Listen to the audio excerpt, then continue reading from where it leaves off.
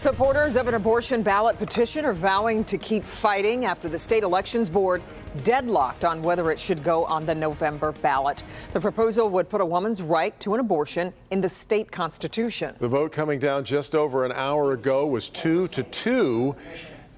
And the vote from the election board means then that it does not move forward. It now sets the stage for a battle we would expect in the state Supreme Court. Rod Maloney live in Lansing with more on what comes next. Rod. Well, Devin, it was surprisingly unemotional in the meeting. It was highly attended, a lot of people there, but there was not a reaction to it, mainly because most everybody in the room expected this to be the outcome. And so what that means is that now it's off to the Supreme Court to try and figure out what happens there, and it has to happen quickly, probably on an emergency basis.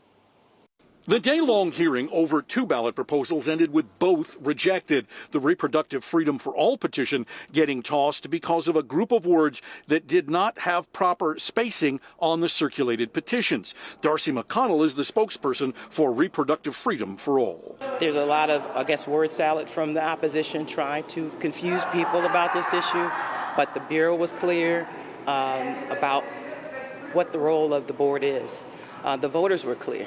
730,000 of them said, we want to protect reproductive rights and restore Roe in Michigan. Michigan Right to Life led the opposition, and Genevieve Mornon told Local 4 News that she lost petition fights like this one in the past and knows the sting that comes with it. They threw away thousands and thousands of signatures on our dismemberment abortions because one H of the word "the" was missing. So it's really very strict scrutiny that they have to do on these forms. And I don't, you and I can disagree that they should be that strict, but that is the rule. As for what happens next, former U.S. Attorney Barbara McQuaid says a lot has to happen very quickly here. Time is of the essence. September 6th is next week. And so if they want to act, they need to file quickly. And then a court would have discretion to decide whether it wants to grant relief to prevent that from happening, or if it's going to try to make a decision quickly to be able to accommodate that. Now, both sides did not want to have any more real discussion about what's to happen with the Supreme Court. They don't want to get ahead of things, and they don't want to say something that's going to come up in a hearing. And so now just the question of when they have this hearing and how quickly it can be adjudicated.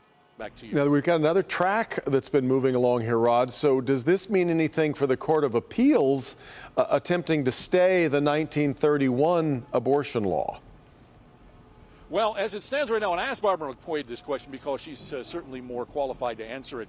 She basically said that they will take this up first and take care of that, and then see what happens with the ballot. And if it doesn't get to the ballot, then things change in terms of what goes on, and perhaps the Supreme Court having to deal with that after the ballot proposal gets taken care of. Because that 1931 law and the governor's fight against that has sort of been looming in the background here all along. All right, Rod Maloney reporting from Lansing.